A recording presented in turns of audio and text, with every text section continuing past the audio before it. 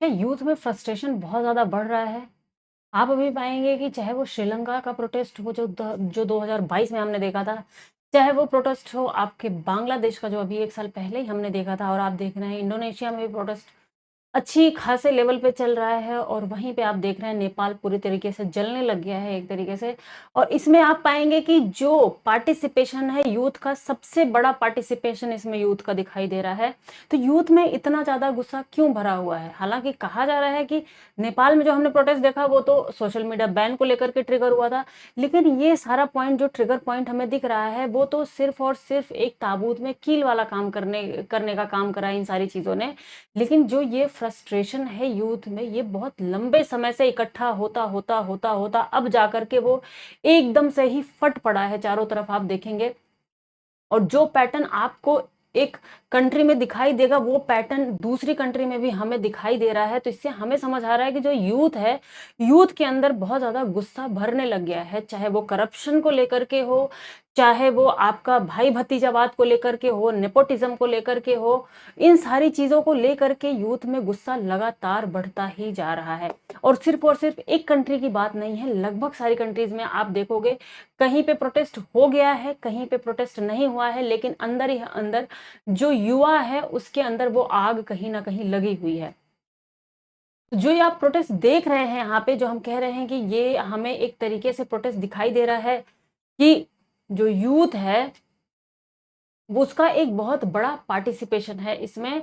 तो ऐसा क्यों हो रहा है? क्या मार्क्स की जो थियरी थी वो यहाँ पे सही हो रही है कि एक समय आएगा जब वर्ग संघर्ष से ही समानता की स्थापना होगी? वर्ग संघर्ष मतलब क्लास स्ट्रगल, मतलब जो एक बुर्जुआ वर्ग होगा और एक जो प्रोलेटेरिएट वर्ग होगा, मतलब कि जो एक मजदूर वर्ग होगा और एक जो संपत्तिवाजी पूंजीवादी वर्ग होगा, उनके बीच में क्लैश होगा। क्लैश होने के बाद में समानता वाली स्थिति आएगी और कोई ना बड़ा होगा ना कोई छोटा होगा और एक स्टेटलेस जो है कंट्री की स्थापना होगी कह लीजिए। उनका कहना था कि जो स्टेट होती है, मतलब जो सरकार होती है, वो कहीं न कहीं जो पूँजीवादी हैं उनके पक्ष में काम करती है और उन पूँजीवादियों ने ही मिलकर के वो जो स्टेट होता है, जो गवर्नमेंट होती है, उसकी स्थापना की हुई होती है, क्योंकि जिससे उनके खुद के अधिकार और उनके खुद के जो राइट्स हैं वो सुरक्षित बने रहें।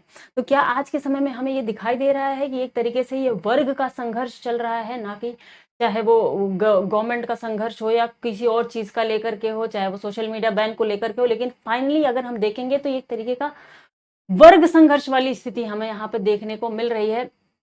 आप देखोगे ये फ्रस्ट्रेशन क्यों बढ़ रहा है, क्योंकि ये भी बात है, चाहे वो नेपोटिज्म हो, आपको हर फील्ड में नेपोटिज्म इस समय पे दिखाई देगा। सिर्फ इंडिया में ही नहीं, आप किसी भी कंट्री में कह लो, हर जगह नेपोटिज्म आपको भाई भतीजावाद देखने को मिल जाएगा। चाहे वो आप कह लो बिजनेस वाला क्षेत्र हो, चाहे वो फिल्म इंडस्ट्री की बात हो, चाहे वो पॉलिटिक्स की बात हो, चाहे वो आला अधिकारी लेवल की बात हो, सब जगह आपको उनके ही बच्चे ज्यादा दिखाई देंगे जो पहले से ही सर्विस में है या जो पहले से ही ओन करते हैं पोजीशन को, पहले से ही होल्ड करते हैं पोजीशन को। उन्हीं के बच्चे आपको हर फील्ड में आगे जाते हुए दिखाई देंगे।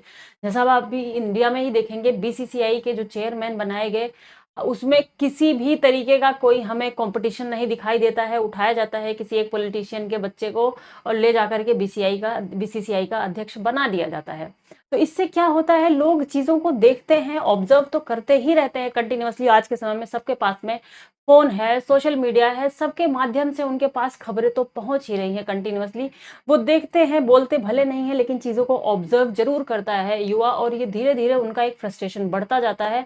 और आज के समय पे आप पाएंगे इनइक्वालिटी एक तरीके से बढ़ती ही जा रही है। कहने को तो इनइक्वालिटी कम होनी चाहिए, लेकिन यहाँ पे इनइक्वालिटी की जो मात्रा है, अमीर और गरीब और एकदम से ही गरीब, मिडिल क्लास, जो क्लास का विभाजन है, जो वर्ग का विभाजन है, वो हमें ज्यादा गहरा होता हुआ दिखाई देने लग गया है। तो ये सारी वजहें भी एक तरीके से इसमें इसके जड़ में हैं, जो युवाओं में फ्रस्ट्रेशन को बढ़ाने का काम करती हैं।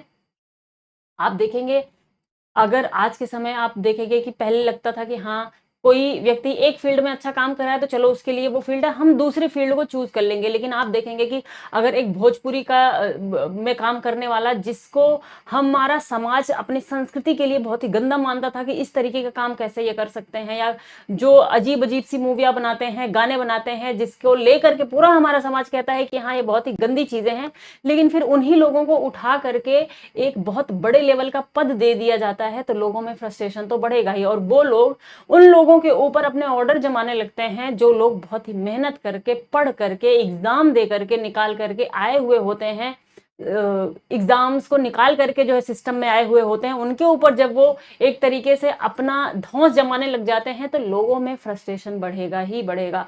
हमें लगता है कि हाँ चलो कुछ तो फील्ड हमारे लिए सुरक्षित होगी जिसमें हम काम करके निकल जाएंगे, लेकिन आज के समय में आप देखेंगे कि वहां हर फील्ड में इतना ज्यादा कंपटीशन है, जो पहले से ही लोग पोजीशन को होल्ड करके बैठे हैं, वो सच में नहीं चाहते कि और लोग इस वाली फील्ड में एंटर करें और वो उसी के लेवल का जा करके अपना पोजीशन बनाएं। तो ये सारी चीजें एक तरीके से साइड बाय साइड फ्रस्ट्रेशन का काम करे जा रही हैं। और आप यहाँ पे देख रहे हैं नेपाल में तो ये फ्रस्ट्रेशन पूरे तरीके से रोड पर आ गया है, पूरी की पूरी आग लग चुकी है वहां पे।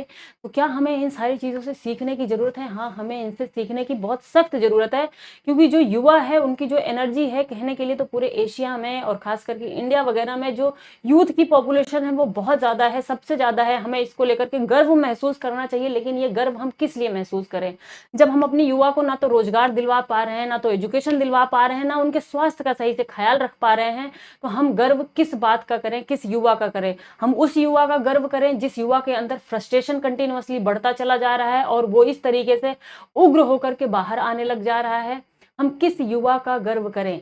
हमारे पास इतने लेवल का सिस्टम ही नहीं बन पाया है कि हम उन युवाओं को एक रोजगार दिलवा सकें, या उनको इस तरीके से उनकी एनर्जी को चैनलाइज करवा सकें कि उनकी जो युवा की एनर्जी है, जो यूथ की एनर्जी है, जो सबसे ज्यादा इंपॉर्टेंट होती है, जो कंट्री को आगे ले जाने का सबसे बड़ा रोल निभा सकती है, वो उस एनर्जी को चैनलाइज करवाएं, उसको प्रोडक्शन में लगवाएं। लेकिन ये सारी चीजें जब करप्शन के नाम से और चीजों के नाम से नहीं हो पाती हैं, भाई भतीजेवाद के नाम से नहीं हो पाती हैं, तो लोगों में फ्रस्ट्रेशन तो बढ़ ही जाता है। तो आपकी क्या राय है इन सारी चीजों पे?